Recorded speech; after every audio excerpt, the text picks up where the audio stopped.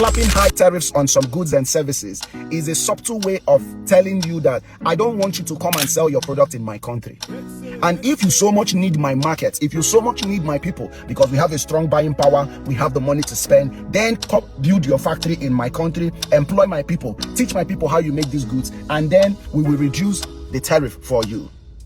So tariff is a subtle way of telling you, I don't want you to sell your products in my country. America is the biggest consumer in the world. America literally buys from everybody. But how many people does America sell to? Is a question. How many of American goods have been exported to other countries in large quantity? How many of American cars can you find on European roads or the Asian roads? How many people even know American car makes and models? How many? A lot of people don't know. But Americans buy in, 1 in every 8 cars made by Land Rover goes to the US. 1 in every 8 cars made by Volkswagen, BMW, Mercedes goes to the US. But how many Europeans actually buy US cars? How many Ford F-150 do you see on UK roads or Germany roads? How many Buick do you see on UK roads? How many Chevrolet Camaro? How many Chevrolet Corvette do you see on the roads in Europe? You don't see them. But you see McLaren P1, you see Koenigsegg Zadira, you see Bugatti Chiron, you see Bugatti Veyron, you see Lamborghini Aventador. How many of the European markets are buying American cars? If we're going to be fair, if we're going to trade fairly and justly, then as I'm buying your product, you are also buying my product. Are you telling me that American cars are so unreliable? Buick has been making, their way up the charter as to being reliable brand right now. In fact, Buick is even more reliable than a lot of European brands like Renault, Peugeot, and so on. So, but they don't sell in Europe. But then all over America buy German cars, European cars, and thereabouts. So putting tariffs on certain goods and services is to tell your people, if you need my market, you need to come and create the market, you need to come and create the base in my country so that my people will get to work. Ford owned so many car companies in Europe before. Ford owned Volvo, Ford owned Land Rover, Ford owned so many companies before. But today, Ford literally owns none. Mercury has been discontinued. In fact, they have gone back to base in America.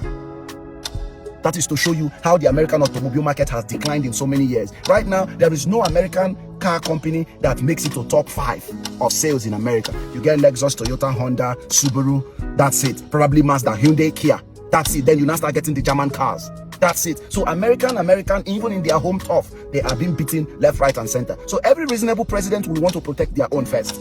Every reasonable president that thinks about their people, we want everything that we make those competitions to stay out so that their people will thrive. America is the biggest consumer. And if the tariff thing that is going on is a way to tell these companies that hey, you need to come to America, employ American people, and make this product here so that American people will learn. Americans they are busy feeding them fentanyl. They are busy sleeping in the day, while Chinese children are busy making dresses, learning artificial intelligence. All right, Americans are busy seeing how to carjack on TikTok, while Chinese children are busy learning DeepSeek, learning AI, and learning how to code. So one economy is being fed how to do precision tooling, while the other people are being taught how to do drugs and drive speed and gangbang and carry gun. So every president that thinks for its people would want to take a decision that will force a reaction. If those companies are moving, reviving those factories, Americans will get back to work, Americans will get trained up, then other people, not just Americans, migrants that are coming to America, the economy will, revive again. In the 50s, Detroit or Michigan was home of automobile in America. They were competing in the 50s. Go watch that film, Ford Ferrari, how Ford was able to compete heavily. But right now, they are no longer competing. So if you see anything wrong with what the president is trying to do to save his market, to bring back production, to bring back manufacturing in his home country, then it is you that should look into yourself. I would actually want my president to take this type of decision that Donald Trump has taken in the last few weeks. I'm telling you, so that our people, imagine being reliant on your enemy to supply you with everything, like everything. You're relying on your enemy. Shein is in America, Temu is in America, TikTok Shop is in America, everything is in America. But I'm not trying to spark a different debate. I'm just trying to say, let's look at this thing holistically. All right? This is my own point of view. Mazit City. I'll see you on the next one. Cheers. Right now, China is leading in the tariff war. In the past 24 hours, Donald Trump has bowed down to China. He removed tariffs on electronics, semiconductors, and various other products, allowing items like iPhones and tablets to enter the U.S. market again. But China is not stopping. They are also finalizing deals with Europe. Has China been punished, or is it winning? At the same time, China is facing the worst windstorm in 50 years. The winds are so severe that people under 50 to 55 kilograms have been warned not to leave their homes. They could literally be blown away. Over 900 flights have been canceled.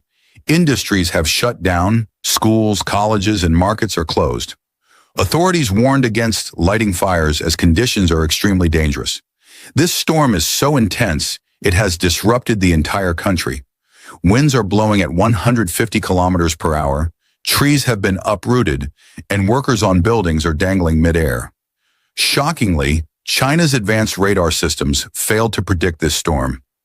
Normally, China is among the most technologically advanced countries with weather prediction systems that give alerts days in advance. Yet this storm struck unexpectedly. Now this chaos coincides with President Xi Jinping's announcement that China will not bow down in the tariff war, and China didn't. Trump was forced to remove tariffs on electronics and semiconductors as the U.S. economy was collapsing. And now China is preparing for a major summit with leaders from 27 EU countries. Just when China stood strong, this massive storm hit. Experts are shocked at how quickly the temperature dropped and how long the storm is lasting. The economic loss is massive, billions of dollars. Railways and tourism have been paralyzed. Thousands of trees have fallen, and authorities fear for the safety of women and children with lower body weight who may be blown away. Some believe this is no coincidence.